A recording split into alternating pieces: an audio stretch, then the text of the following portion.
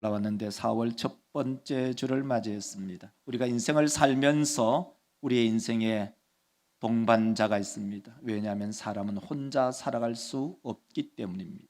여러분의 인생을 살아가면서 여러분의 동반자는 누구인가요?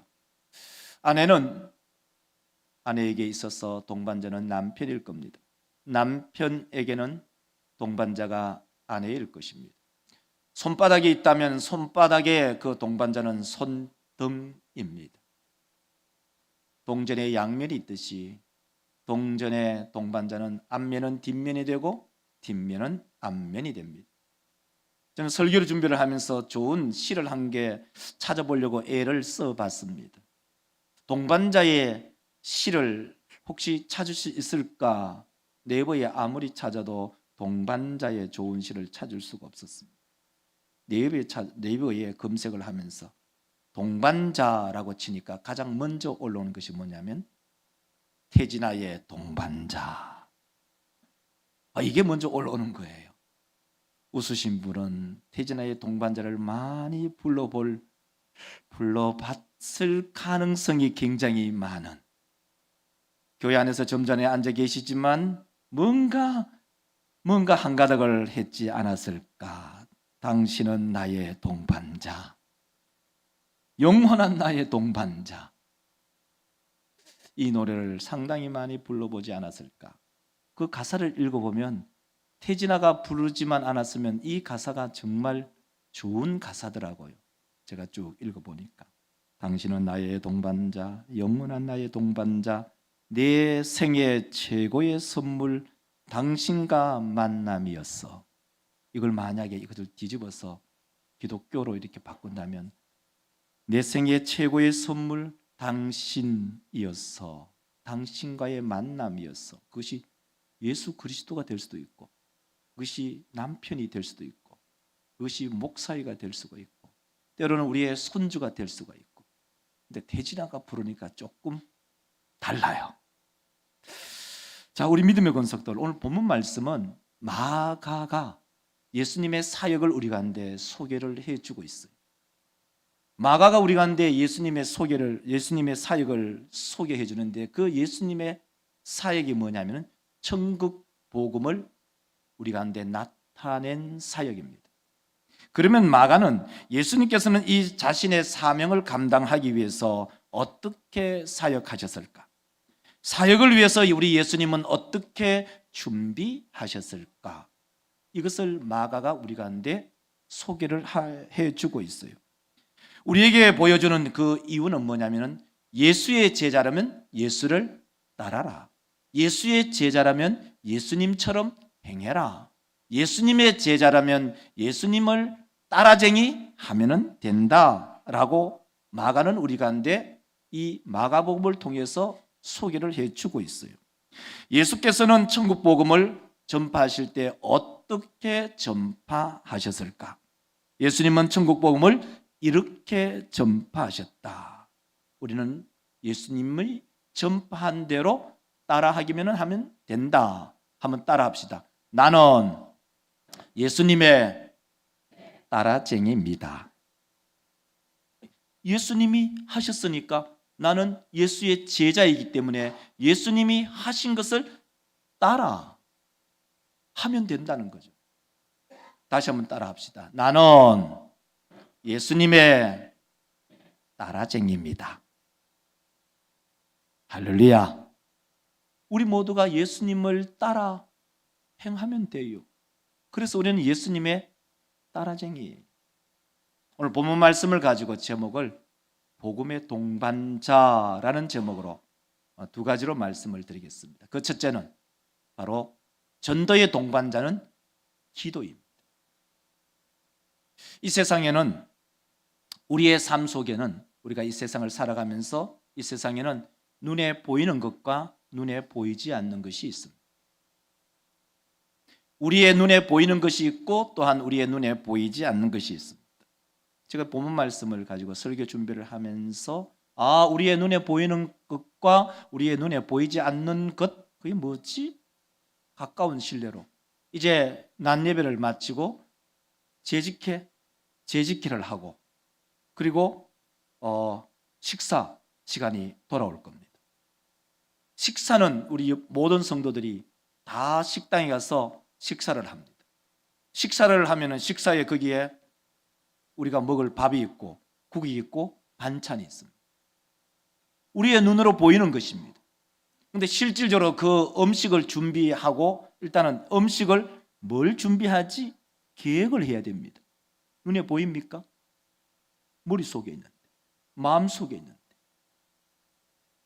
무슨 음식을 해야 될지 계획을 하고 생각을 하죠. 그러면 생각하고 난 다음에 뭘 하죠? 시장을 봐야 되잖아요.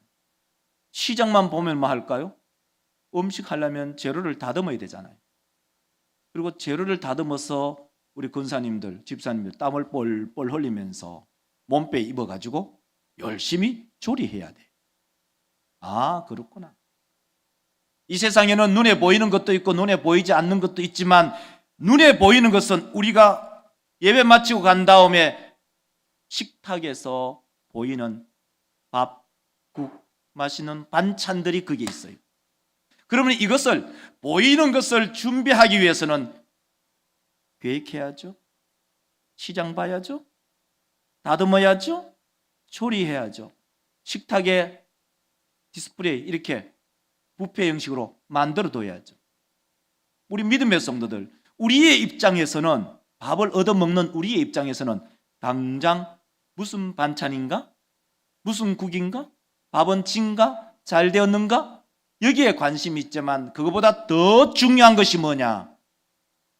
식사를 계획하는 권사님들의 머릿속에 생각, 시장 봄의 수고로움, 그리고 그것을 다듬는 헌신, 조리하는 땀을 뻘뻘 흘리는 그 기쁨의 수고.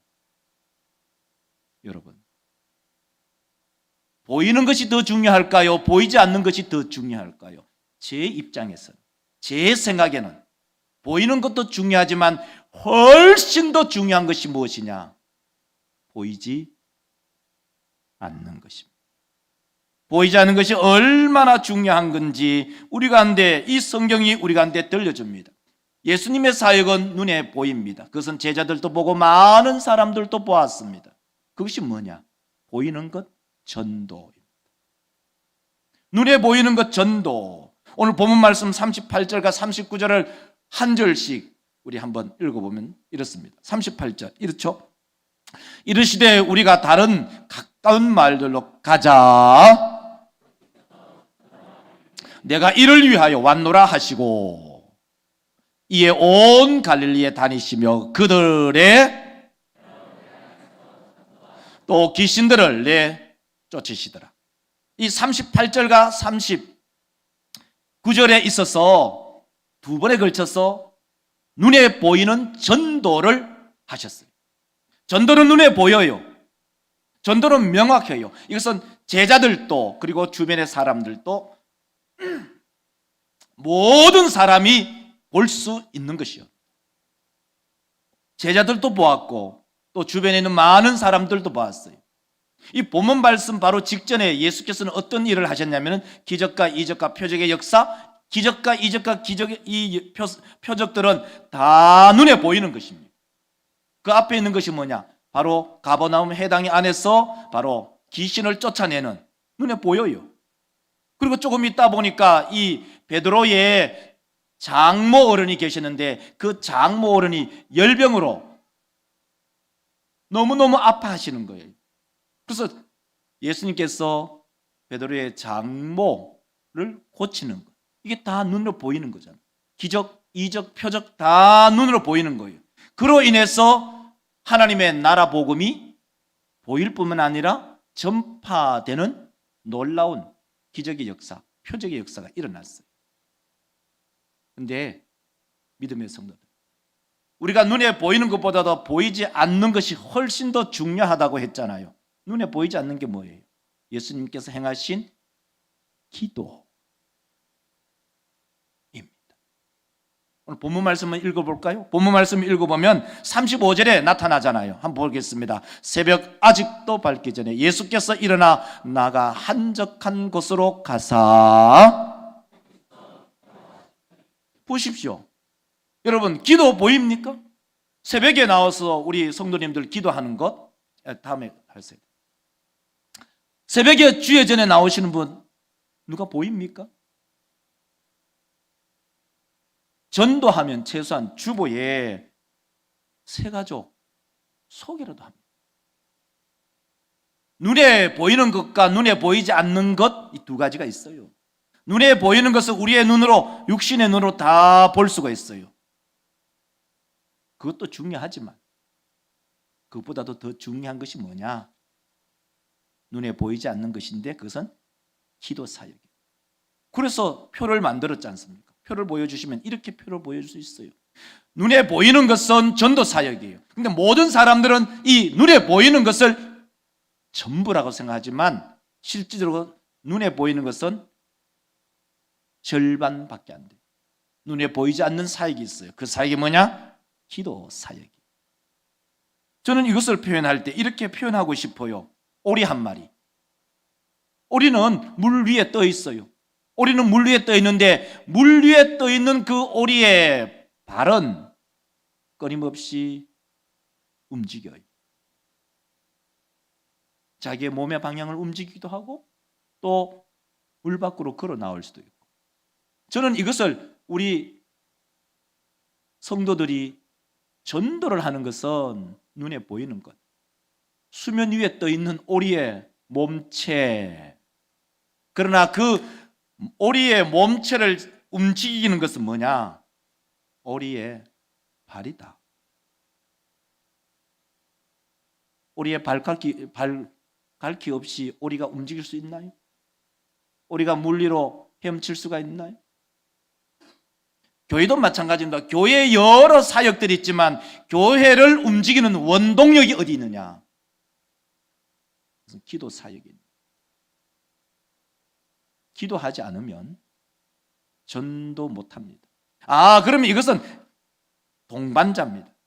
전도의 동반자는 기도이고 기도의 동반자는 전도입니다. 보이는 것이 전부가 아니라는 말이 있습니다. 우리는 보이는 것에 우리의 육신의 시선을 집중하고 거기에 우리의 시선이 고정됩니다. 그러니까 보이는 것이 전부는 아니다라는 것입니다.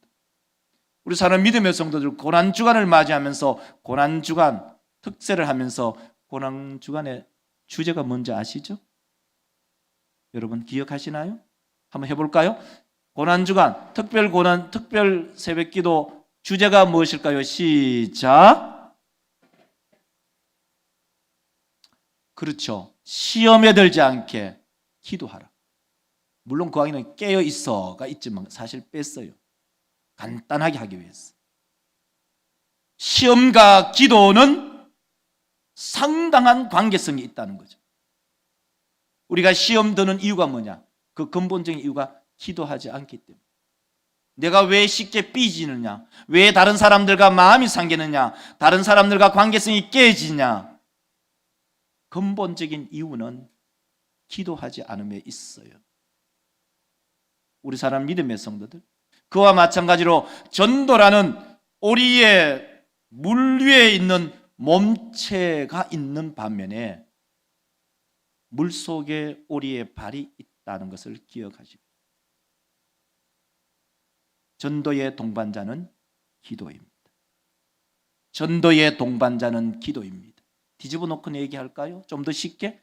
전도 못하는 사람, 전도 안 되는 사람, 전도할 수 없는 사람은 결국 기도 없는 사람. 뒤에 화면에 글씨를 한번 읽어볼까요?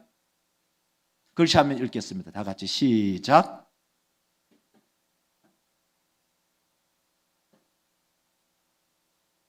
여러분 이해하시나요? 예수 있는 사람은 전도자이고 예수 없는 사람은 그 사람이 전도 받아야 될 전도지예요. 전도 대상자라 이런 말입니다.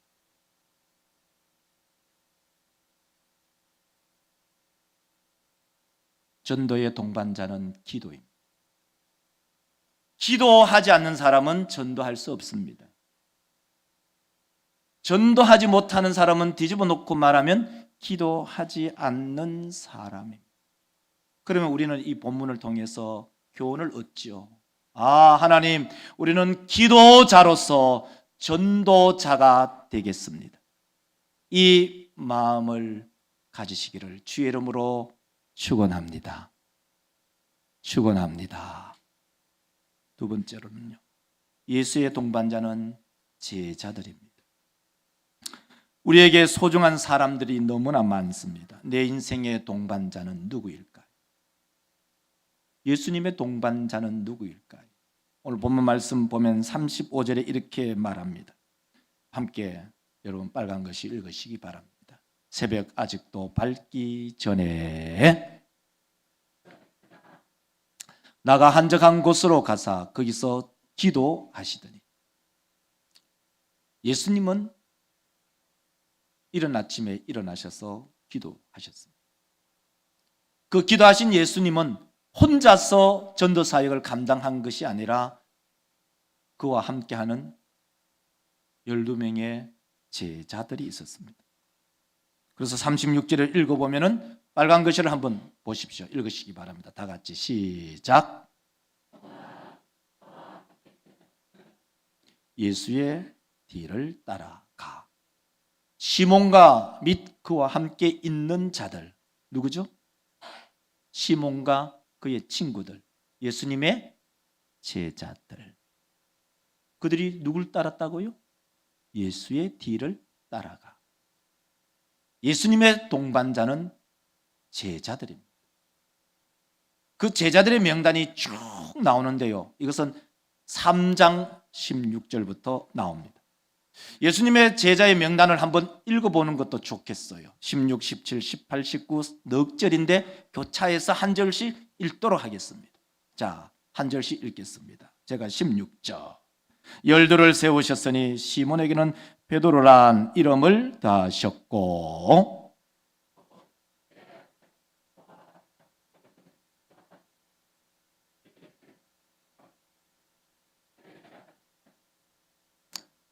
18절. 또 안드레와 빌립과 바돌로메와 마테와 도마와 알페의 아들 야고보와 및 다데오와 가나니인 시몬이며 또 가룟 유다이니 이는 예수를 판 자더라.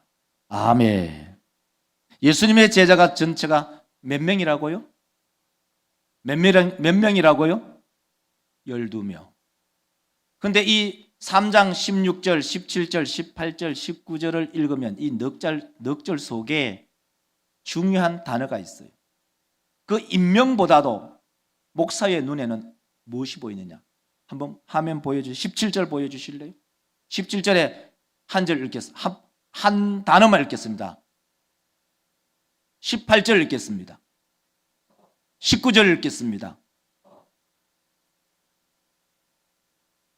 저는 이 본문 속에 17절, 18절, 19절에 주목할 것이 뭐냐? 또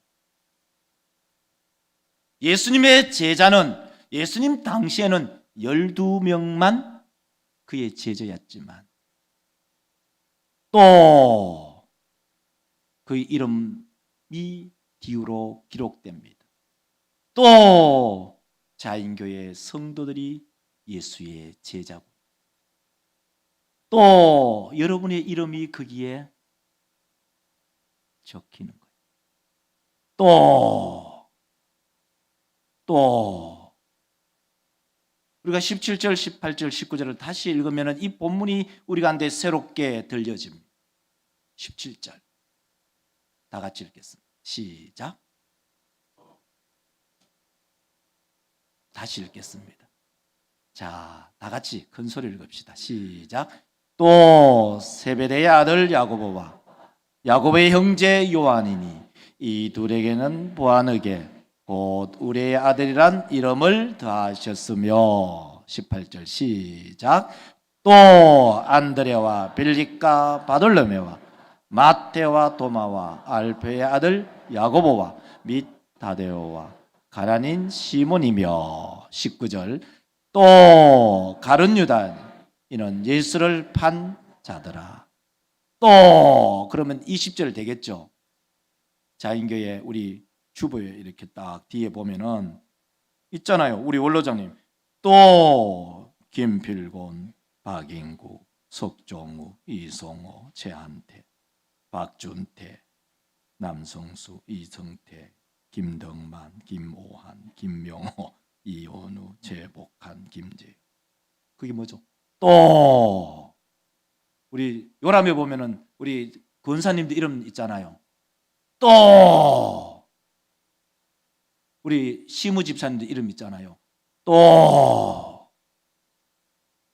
우리 은퇴 권사님 이름 있잖아요. 또 은퇴 집사님 이름 있잖아요. 또 서리 집사님들 이름 있잖아요. 또 우리 여자 서리 집사님들 이름 있잖아요.